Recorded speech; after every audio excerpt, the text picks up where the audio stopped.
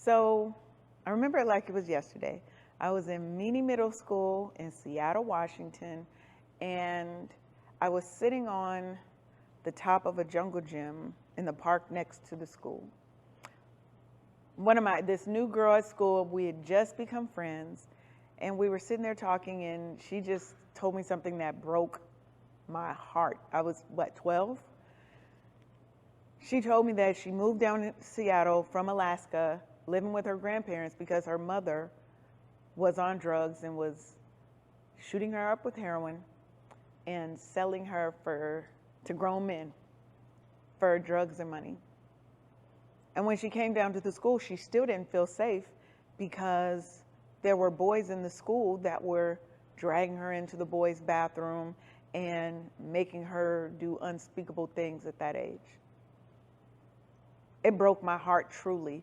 And at that moment, I wanted to protect her. I wanted to fight her. She didn't even really know me, right? I was new to her. She was new to the school. But in that moment, that was probably the earliest recount that I have of me being a helper, me realizing maybe that I was sent here to help people. That not necessarily I had a mission, but I always seemed to find those people who were broken, who were confused, who were hurt, who needed an ear. I was always that helper. I was always that person, that cheerleader, that go-to. I also remember, just kind of fast forward to where I am in my life now. My business is really about helping Black women live happy, healing, and fulfilling lives, and helping them get past the trauma, get past those triggers, and really find out what freedom and fulfillment is for them. If I can tell a short story, I have another person, her name, we're gonna call her Anita. When she came to me, she couldn't even write a love letter to herself. That's one of the exercises I have people do. After working with me, she came to me about a month later and was like, I finally wrote that love letter to myself. She didn't love the version of herself that she was. And it was my job to help her realize that that love was always there. She was loved and she was loved.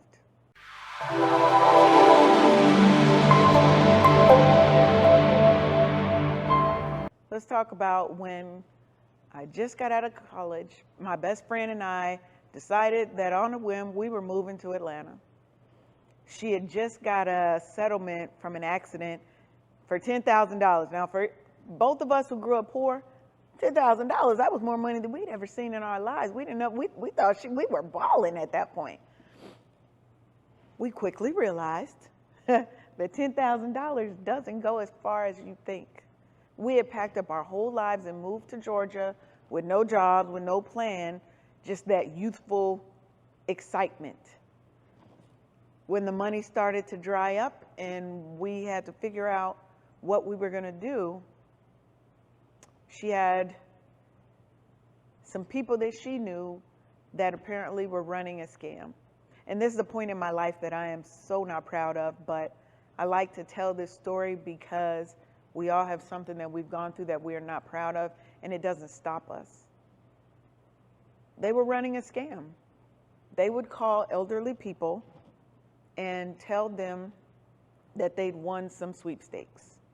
But you had to wire them $5,000, $10,000, 50% of 10% of whatever they'd won. And I went, because we needed the money. I made $300. He made $3,000. And I went to jail. I remember when they came to my house to get me. I was so scared. I'd never been in trouble in my life. I cried every day. But what I realized was that this was not the end of my story. It was just a bump in the road. I was blessed with an amazing attorney who actually practiced in Georgia and Illinois. That was God. That was God making sure that I was taken care of and that I was put back on my path. I ended up going back to school, getting my master's degree, going on to owning my own company. I think for me, a lot of it was, that was a very dark period of my time. I am technically a convicted felon. theft by deception for picking up $300 from a Western Union because I thought everything was good. I thought these were my friends. I thought these were people that I could trust. Life doesn't go that way sometimes, but we cannot let it get us down. We have to realize that there's more to our story than a bump in the road. When I went back to Seattle with my tail tucked between my legs, I had to realize and pick myself up. I had to find a job. I had to get back in school to start my master's degree. And baby, you can't tell me I'm not, I ain't gonna cuss, but you can't tell me I'm not the ish to this day.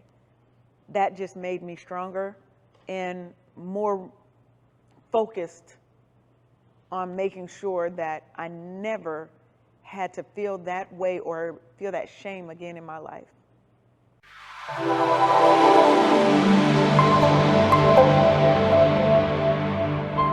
4 years old. Imagine being rammed headfirst into a brick wall on a crowded, covered playground. It had been raining, so during recess, they would cram all the kids into this covered playground, and one wall was complete cement. And I don't know how or when, but that's all I remember, is it was raining, and then I used to have seizures. That was my first time experiencing real trauma. And to this day, my memory is fuzzy. I cannot place. I have what I call time dysmorphia. It's my own little thing I made up, where I can't remember and place things to a year. I've been through a lot of trauma in a short period of time in my life. That same year, my mother was murdered. I don't remember her at all. I used to have faint nightmares of an ambulance. For years, I was scared of ambulance and fire trucks. Now, I keep looking down because I want to make sure I'm telling you guys the full deal here, because this is a very rough part of my life. I grew up with my grandmother, my great-grandmother, my great-great-grandmother. I was blessed. It's not that I had a lack of love, let me state that. What I didn't have was a mother and father's love. My mother had been murdered. My father was non-existent in my life.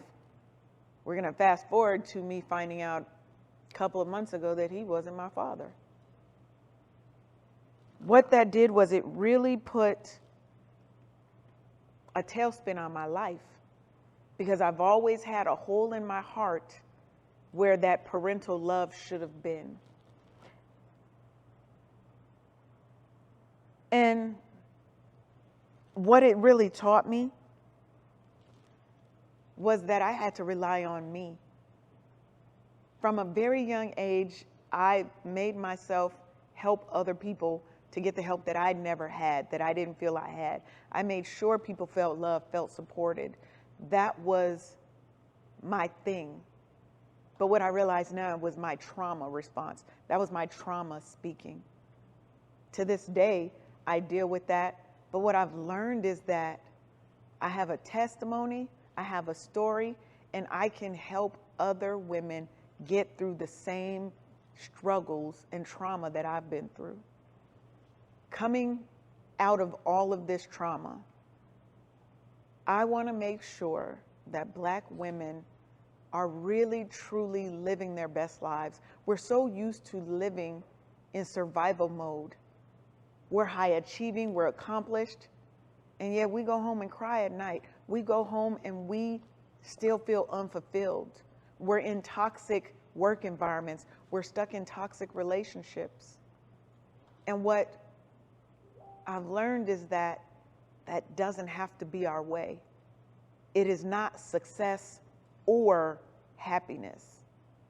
My goal is to help us get success and happiness, because they can coexist.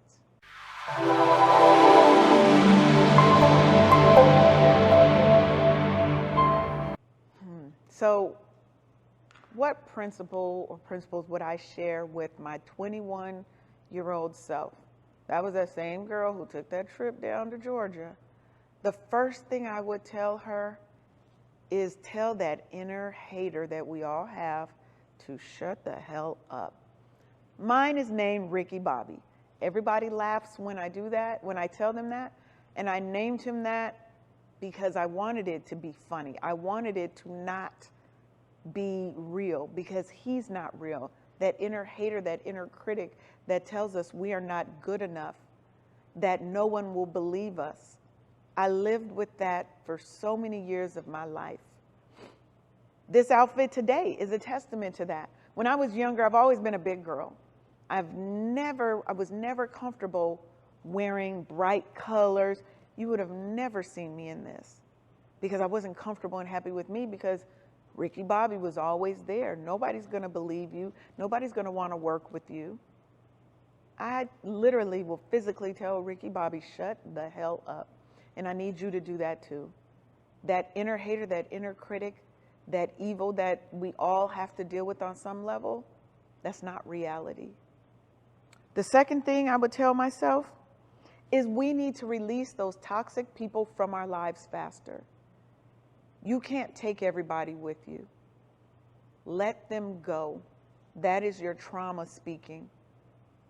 They wish you no good. If you are the only one being a friend in the situation, if you are the only one giving, if they always have that slightly nice, nasty, tell you a little bit of a nice thing, but it's always wrapped in an insult, it's okay to let those people go.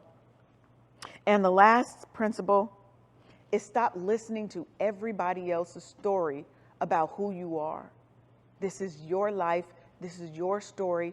You are the star in your own movie. You get to decide.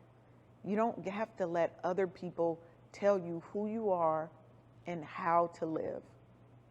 Be bold, be authentic, and always be you.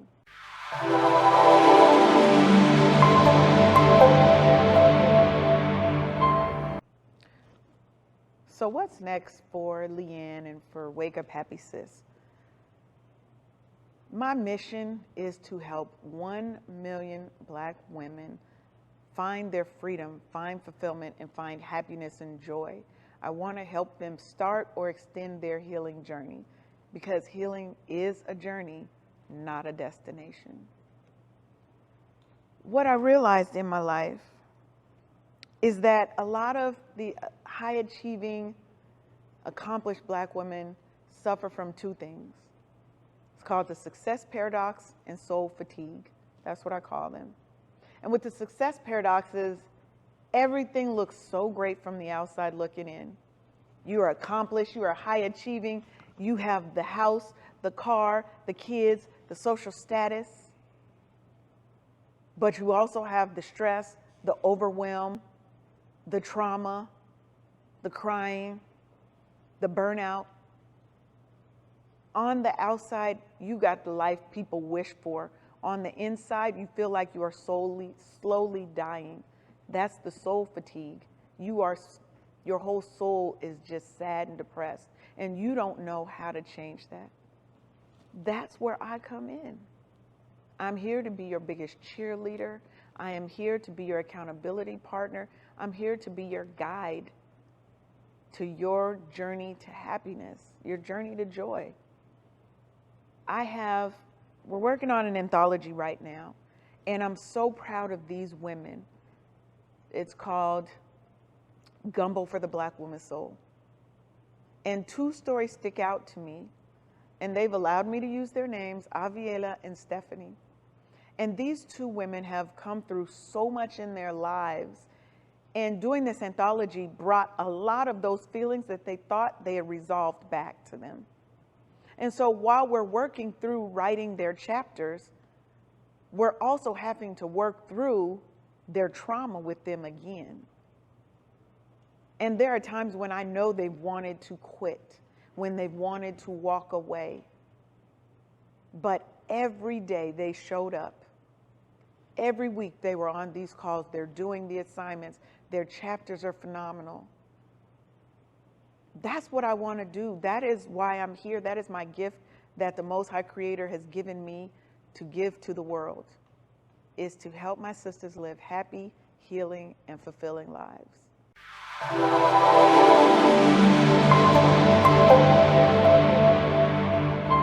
So why do people work with us? Because there is a lot of pain in my sisters' eyes when I look at them. Because they have trauma, unspeakable trauma that they've lived through that they can't share with anybody, and they don't know who to trust. They're the super women who don't have anybody to save them when they're hurt and when they're down. They come to work with us because they know that we're not going to judge them. They know that we are advocates for Black women in a world that doesn't make us feel safe, that doesn't make us feel protected, that makes us feel like we have to be everything for everybody and twice as good to just be seen as average. They come to us because they know we have their back. They know that they've found somebody who's not going to judge them, who's going to always fight for them, and who has been through some things themselves. We've all been through trauma. We've all been through pain. They come to us because they know that we are their way out. We have a community of women that are like them, that are going to stand up for them, but also will chuck them in the chest when they need it. We're not here to be yes women.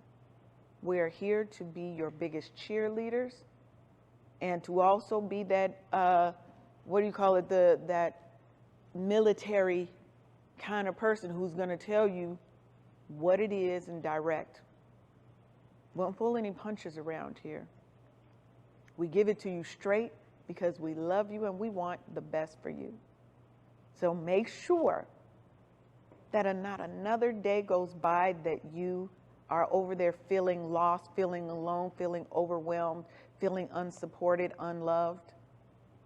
Wake Up Happy Sis has the program for you. Our Wake Up Happy Sis Academy is waiting for women like you to come and start or extend your healing journey.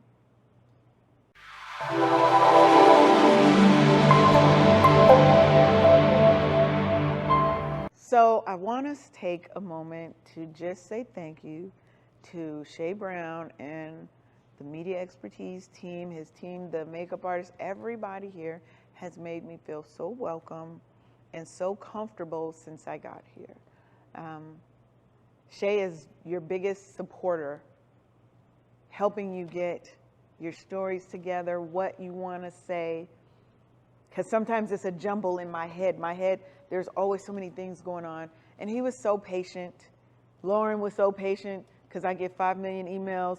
And she was very nicely, hey, this is what we need. If you have not been through an experience like this is a life-changing experience. This is the support that you need to tell your story. This has been an amazing experience for me. And as I head back on to Atlanta, I take that in my heart with me. I'm trying not to cry because I'm a thug and thugs are not crying tears today. But I want y'all to know that this has been amazing, and I'm about to go over here and get some of these snacks before I head back out. But I love y'all for all the help that you've given me, and I know that this series, this season 5, is going to be amazing, and I cannot wait to see all of the stories come out.